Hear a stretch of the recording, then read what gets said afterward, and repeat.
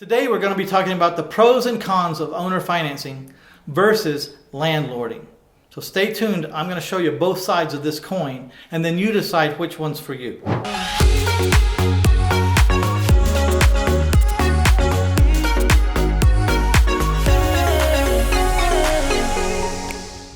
My name is Mitch Stephen, and I've been owner financing houses for over 2 decades. I have been a landlord. I am still a landlord in many cases, but I prefer owner financing or seller financing, or in other words, to be the bank as opposed to being the landlord. And that's pretty easy. I'm going to describe to you in the following episode how and why I like seller financing better than being a landlord. Once upon a time, I, Mitch Stephen, had 25 rentals, and I was supposed to clear $300 per month between what I owed on each rental and what I had to pay out. So I was supposed to clear about $7,500 a month, but it turned out I didn't clear any of it. And when I started to investigate, why was I not clearing that money? It's because the liabilities that I was responsible for as a landlord wiped out that $300. It maybe not wiped it out the first month or the second month I had the house, or even the 5th month or the 6th month. But before the year was over, there could be an event like an air conditioner going out. An air conditioner that cost $3,500 to replace. I had lost my profit for the whole year on that one mishap or that one tragic event where my air conditioner just decided it wasn't going to work anymore. So between the move-outs, the destruction that renters did to my properties, between the downtime, between when I had to make ready the house and clean it up and then run the ads, all the time that my houses weren't written, between all the different factors, I wasn't making any money out of that $7,500 potential positive cash flow. So I decided to do something about it, and I started looking into owner financing. So let's go down through the list of some of the pros and cons. When you're a landlord and you put someone in your house, what kind of upfront commitment do you get? You usually get 1 month's rent plus a deposit equal to 1 month's rent. So if the house is $1,500 a month, then you're collecting $3,000 up front, and the first $1,500 is going to what it's supposed to be going to, so you really only have $1,500 as security. Okay? Let's flip that over. If you're an owner financier, what's the upfront financial commitment from your buyer? Well, I require a minimum of 10% down. I average 12% down. But there have been days that someone gave me 25% or 30% down or even 50% down in my career. It doesn't happen every day, but at least I have that opportunity or that chance for something that good to happen to me. So, $3,000 or $15,000. $3,000 or $20,000.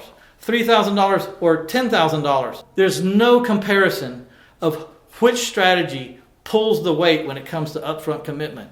The owner finance strategy wins hands down. Now, let's talk about liabilities. When you're a landlord, you're responsible for everything from the mailbox out front all the way to the fence at the back of the backyard and everything in between.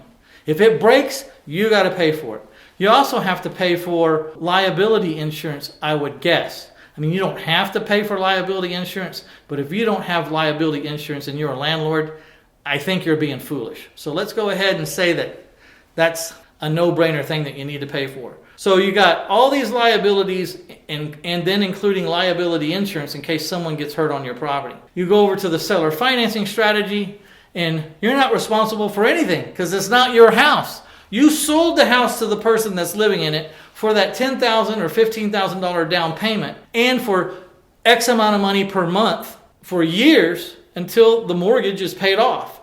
And you're the bank. If something breaks, if the air conditioner breaks or the hot water heater breaks, it's not the bank's responsibility that you owe the payments to come fix it. You own the house, you fix it.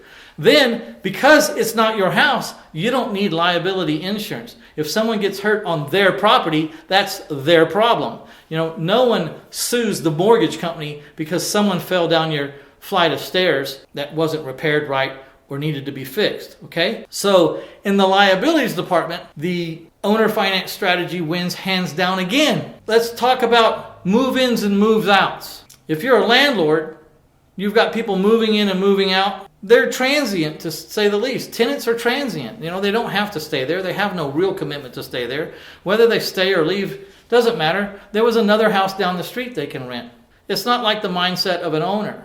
You see, when people buy my houses and I sell or finance them the house, they have a financial commitment that's very substantial, and they have an emotional commitment. The big difference between being a landlord and being an owner financier when it comes to tenants versus owners is tenants move into your house, tear your house down, and leave. Buyers move into your house, fix their house up, which is your collateral, and stay for years upon years, if not decades. Okay? So that's the big difference. Again, the owner finance strategy is the big winner.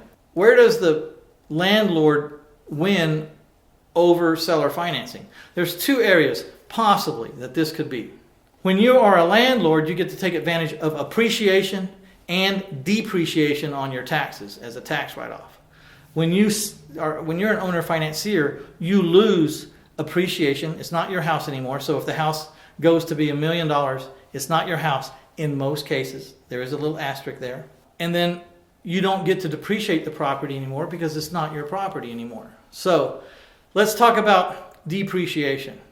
You're in a business, and there are lots of other ways to find depreciation. One is how I find depreciation, and I seller finance everything I can. But one of the things I do with the money I make from the seller financing strategy is I buy forever assets. I buy boat and mini storages. When I buy something, I buy $1 million facility or a $1.5 million facility or a $3 million facility. You want to talk about a lot of depreciation? I get those depreciation. I may not have depreciation on my little houses, but I make so much money on my little houses that I'm able to go out and buy big businesses that have assets that I can depreciate. That's one way to overcome the depreciation thing.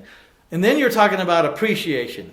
This landlord buys this house, and his big dream is that in 20 years from now, this house is going to be worth hundreds of thousands of dollars more than it was when he bought it 20 years ago. My personal experience is you really just float that house for 20 years until you sell it because you really don't make that much money on the spread. If you owe money on that house, it's very difficult to profit between what you collect and what you owe. It's very hard to profit on the spread. Now, I can understand that you make money if you were like you're buying houses in your IRA or your 401k and your retirement plan is paying cash for the house, then I get how you could make some money. Because when there's no debt on a house and you're renting it out, it's pretty easy to overcome some of the problems that rentals have. But for the most part, the landlords are waiting on appreciation. Now, I don't know how many of my episodes you've watched, but if you've watched the one with the case study or listened to me talk at all, you know that I'm buying houses for X and I'm selling them for 2X within 9 days.